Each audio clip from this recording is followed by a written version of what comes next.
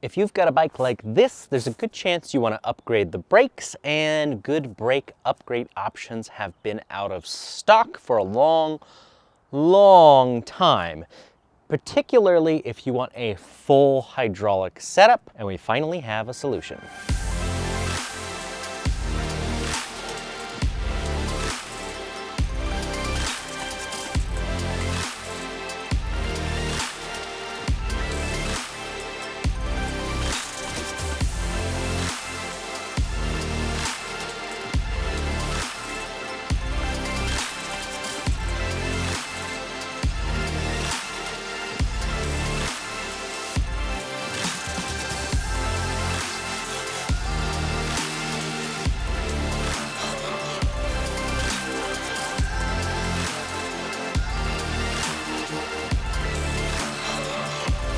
I used to carry Shimano brakes that we had modified so they would work on bikes like the Rad Rover, but the Shimano brakes got very difficult to get our hands on. In the meantime, we have been selling the Tech hydraulic calipers, which still work very well and are the easiest thing to install because you don't have to mess with your brake switches, your brake lines. You're actually just replacing a caliper.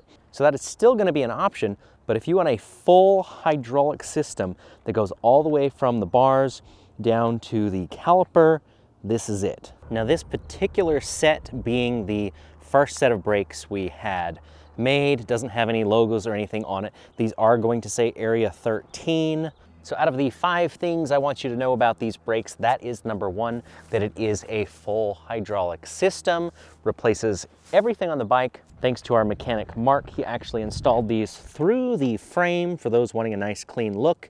And yes, the line is long enough to go all the way back. You're probably also wondering, how much do they cost and when can I get them?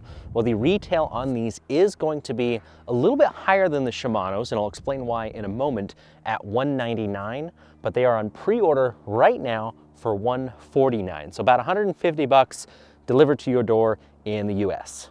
Now, part of the reason the price is higher is just because brakes have gone up over the last year or so. The other reason the price is a little bit higher because these are not 2-piston brakes.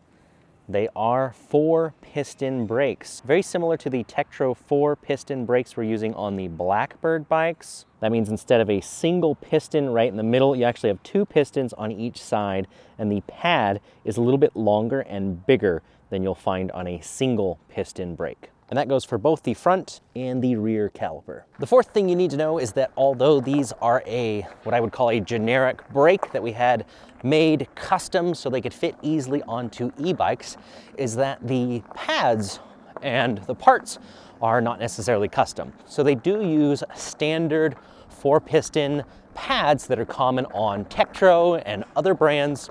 In fact, that means that we already have e-bike rated pads in stock from Galfer that will work on these specific brakes. So although the brakes are a huge improvement for this particular bike the way they come, if you want even more stopping power, you can either put the e-bike pads right from the get-go, or when these ones wear out, you could replace them with those for better longevity and even better stopping performance. And finally, number 5, these brakes are using 2 different types of connectors. We have the standard red 2-pin connectors that are found on the Rad Rover and other popular bikes. And then if you have a bike or a converted e-bike that's using something like a BB SHD mid-drive, often those have a 3-pin yellow connector.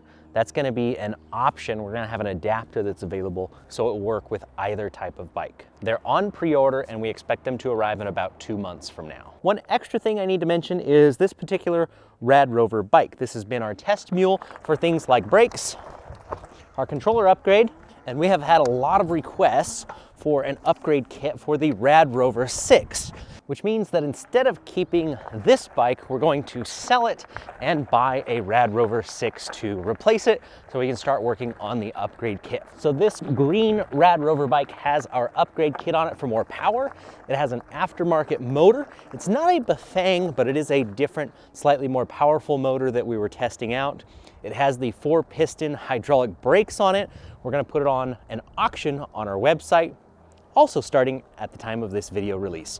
So you can also find that in the link in the description below, or at area13ebikes.com. Now that you know about another option to upgrade your brakes on your bike, make sure you are upgrading your tires, and by that I mean preventing flats. I have a video all about that and the best possible solution I've found for preventing flats on electric bikes right over here.